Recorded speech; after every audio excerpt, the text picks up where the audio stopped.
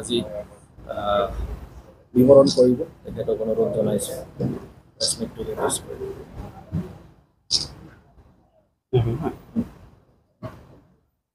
ঠিক আছে, জয় জয়তে সকলোকে আন্তৰিক শ্ৰদ্ধা আৰু ধন্যবাদ জ্ঞাপন কৰিছোঁ।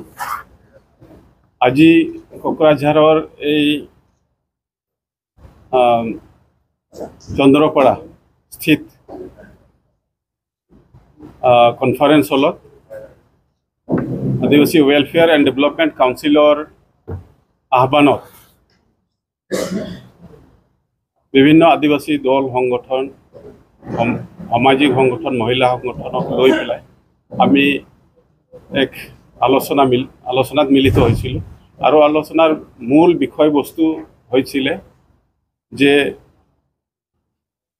অহা লোকসভা নিৰ্বাচনৰ যি তৃতীয় পৰ্যায়ৰ যি ভোটাভোট আছে 7 তাৰিখ 7 মে যি ভোট অনুষ্ঠিত হ'ব, বিশেষকৈ আমাৰ কোকৰাঝাৰ লোকসভা সমষ্টিৰ কাৰণে আমি বিভিন্ন দিশত বিভিন্ন ধৰণৰ আলোচনা আগবঢ়ালোঁ। আলোচনাৰ মৰ্মে আমি এটাই সঠিক সিদ্ধান্তত আহিব পাৰিলোঁ যে আমাৰ যি জাতীয় সমস্যাসমূহ আছে, সন্মুখত আদিবাসী জাতীয় বহুত সমস্যা আছে। এই সমস্যাসমূহ সমাধান কৰিবলৈ হ'লে আমি চৰকাৰৰ লগত থাকিবই লাগিব।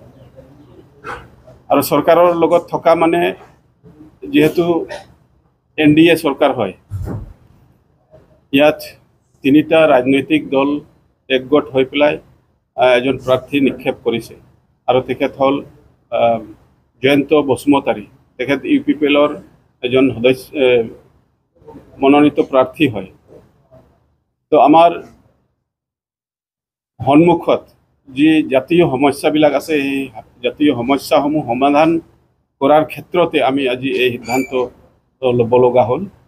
আৰু আমি আজিৰ এই প্ৰেছ মিডিয়াৰ যোগেদি আমি আমাৰ ৰাইজক আহ্বান কৰিব বিচাৰিম যে আমাৰ NDAৰ যি প্ৰাৰ্থী আছে তেখেতৰ পক্ষত যাতে অহা 7 মে তাৰিখে যি ভোট হ'বলগীয়া আছে, সেই 7 তাৰিখে আমাৰ আদিবাসী জনগোষ্ঠীটোৰ যি মূল্যৱান ভোট আছে, সেই ভোটখিনি তেখেতৰ পক্ষত যাতে প্ৰদান কৰে আৰু তেখেতক বিপুল ভোটত জয়যুক্ত কৰিবলৈ আমি যি সিদ্ধান্ত গ্ৰহণ কৰিছোঁ, কাম কৰিম। এতিয়া হয়তো আজিৰ পৰাই আমি লাগি যাম। তো গতিকে আমাৰ সন্মুখত যি সমস্যাসমূহ আছে, সেই সমস্যাসমূহ আমি লক্ষ্য ৰাখিয়েই আজিৰ এই সিদ্ধান্তখন গ্ৰহণ কৰিছোঁ। হয়, তেতিয়াৰ দিনটো অলপ বেলেগ ধৰণৰ আছিলে, যিহেতু সংঘৰ্ষ জড়িত সময় আছিল তেতিয়া। আৰু তেতিয়া হয়তো আমাৰ মানুহখিনিয়ে এটা সেফটি এটা বিচাৰিবলৈ এটা চাৰিওফালে ঘূৰি ফুৰিছিল। আৰু সেই সময়তে ঠিক আমাৰ মাজত নৱকুমাৰ শৰণীয়া আৱিৰ্ভাৱ হ'ল। আৰু তেওঁৰ ওপৰত হয়তো যথেষ্ট আস্থা ৰাখিছিলে আমাৰ মানুহখিনিয়ে। কিন্তু বৰ্তমানৰ দিনত আমি চাবলৈ গ'লে এই যিটো অনাবড়ো যিটো ৱৰ্ড, যিটো চেণ্টেন্স, সেইবিলাক লাহেকৈ নাইকিয়া কৰিব লাগিব। আৰু নাইকিয়া হ'লেহে প্ৰকৃত ৰূপে ইয়াত শান্তি এটা আহিব।